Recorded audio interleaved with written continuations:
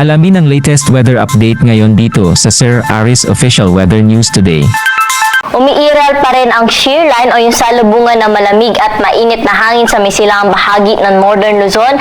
Kaya ngayong gabi may inaasahan pa rin tayo mga kalat-kalat na pag-ulan, mga pagkidlat at pagkulog sa bahagi ng mainland Cagayan, pati na rin sa Apayao at Isabela. Samantalang dahil pa rin sa amihan ang bahagi ng Batanes at Babuyan Islands ay makakaranas pa rin ng may hinang mga pag-ulan. Samantalang umiiral naman ngayon ang Intertropical Convergence Zone dito sa may bahagi ng Mindanao, kaya sa may Caraga, Davao Region at sa Sorsogon, inaasahan po natin ngayong gabi yung mga kalat-kalat na pag-ulan, mga pagkidlat at pagkulog. Mataas din po ang tsansa ng thunderstorms ngayong hapon sa malaking bahagi o sa nalalabing bahagi pa ng Mindanao. Dito na sa Metro Manila, pati na rin sa nalalabing bahagi ng Luzon at sa buong Visayas, ngayong hapon hanggang mamayang gabi po ay generally fair weather condition na ating naasahan, ngunit may mga tsansa pa rin po tayo na isolated o yung pulo-pulo mga pag-ulan, mga pagkidlat at pagkulog dala ng localized thunderstorm.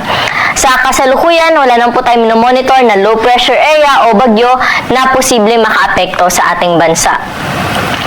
Para po sa magiging lagay ng ating panahon bukas, inaasahan natin na bahagyan lalakas yung ating amihan bukas, kaya kahit dito sa may bahagi ng Cagayan, Batanes, kasama po dyan yung pati na rin yung Babuyan Islands, ay makakaranas ng maghapong makulimlim na panahon na may kasama may hina hanggang sa katamtaman ng mga pag-ulan.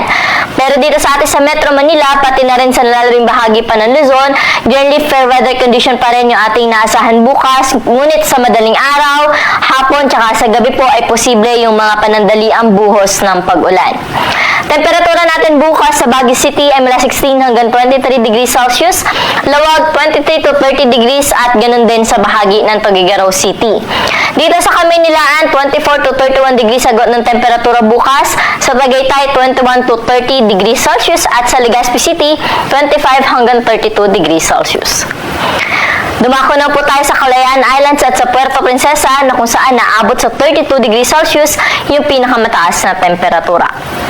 Sa mga kababayan naman po natin sa may Eastern Visayas, Caraga, Davao Region, pati na rin po sa Sorsogon, dahil sa Intertropical Convergence Zone, makakaranas po sila ng maulap na kalatan at may kalat-kalat na mga pag-ulan, pagkidlat at pagkulog. Samantalang sa lalim bahagi ng Visayas at sa Mindanao naman, generally ay fair weather condition po inaasahan natin bukas, ngunit maging handa dahil mataas pa rin po yung tsansa ng mga thunderstorms pagsapit ng hapon at gabi. Pwede po natin bisitahin yung ating social media accounts, pati na rin po yung ating website dahil naglalabas po tayo doon ng mga thunderstorm advisories, lalo na po yung social media na ating mga regional services divisions. Temperatura natin bukas sa Tacloban ay mula 26 hanggang 32 degrees Celsius. Sa Metro Cebu at sa Tacloban ay 26 hanggang 31 degrees Celsius. Sa may Zamboanga, 25 to 32 degrees agot ng temperatura bukas. Samantalang abot naman sa 31 degrees ang pinakamataas na temperatura sa Cagayan de Oro at sa Metro Davao. Sa kasalukuyan, wala po tayong gale warning na nakataas sa anumang baybayin na ating karagatan. Ngunit inaabisuhan na po natin ang publiko na posible po ngayong gabi ay meron na po tayong itaas na gale warning sa may baybayin ng Northern Luzon or particular na sa may extreme Northern Luzon, sa may Batanes, Babuyan Islands, Ilocos Norte at Ilocos Sur. So kapag nagtaas na po tayo ng gale warning, possible po by tomorrow or ngayong gabi hanggang bukas ay hindi na po natin hayaang pumalaot dyan yung ating mga kababayan, mga isda, pati na rin yung may maliit na sakyang pandagat.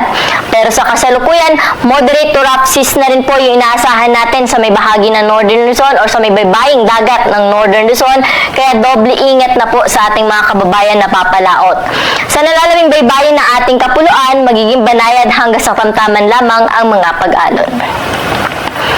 Para sa ating 3-day weather forecast dito sa Metro Manila, hanggang Miyerkules, generally fair weather condition yung ating inaasahan, pero pagdating po ng Martes ay halos magiging makulimlim, o Lunes, Martes, halos magiging makulimlim po yung ating panahon at mataas po yung tsansa ng mga pag-ulan. Pero pagdating ng Miyerkules ay mas mababa po ang tsansa ng pag-ulan natin dito sa Metro Manila. Sa Baguio City naman po, Lunes, may mga tsansa ng thunderstorms, pero pagdating ng Martes hanggang Miyerkules ay mga isolated light rains o yung mga pag-anbon po yung ating naasahan dala ng amihan.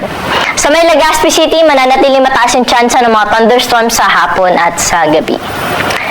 Dumako na po tayo sa Metro Cebu, pati na rin po sa Iloilo City na kung saan wala tayong naasahan na malawakang mga pag-ulan po dyan maliban sa mga isolated o yung pulo-pulong pag-ulan pagsapit ng hapon at gabi. Pero sa Tacloban, dahil nga po sa Intertropical Convergence Zone hanggang Lunes, ay magiging maulap po ang kalangitan dyan at may mga kalat-kalat na pag-ulan, mga pagkidlat at pagkulog. Ngunit pagsapit ng Martes hanggang Miyerkules ay improving weather condition yung inaasahan natin sa bahagi ng Tacloban City. Dumako na po tayo sa mga key cities natin sa Mindanao. Sa Metro Davao na kung saan Lunes, Martes ay generally fair weather condition na po inaasahan natin, pero pagdating po ng Miyerkules, muli po sila maapektuhan na Intertropical Convergence Zone. At kaya po pinag-iingat pa rin po natin yung ating mga kababayan dyan at mag-antabay po sa mga update na nilalabas ng Pag-asa. Sa may Cagayan de Oro City tsaka sa may Zamboanga City po, wala naman tayo inaasahan na malawak ang mga pag-ulan for the next 3 days maliban doon sa mga isolated rain showers madalas sa hapon at sa gabi. Temperatura natin sa Metro Davao mula Lunes hanggang Martes ay posible umabot sa 25 hanggang 33 degrees Celsius, pero sa Miyerkules nga dahil mataas yung chance ng pag-ulan, aabot lamang sa 31 degrees yung maximum temperature. Sa may Cagayan de Oro naman, 24 to 32 degrees agad ng temperatura, ganun din sa may bahagi ng Zamboanga City na kung saan naabot naman sa 33 degrees ang maximum temperature. Ang araw po natin dito sa Kamaynilaan ay lulubog sa 5:27 ng gabi at muli itong sisikat bukas ng 6:09 ng umaga.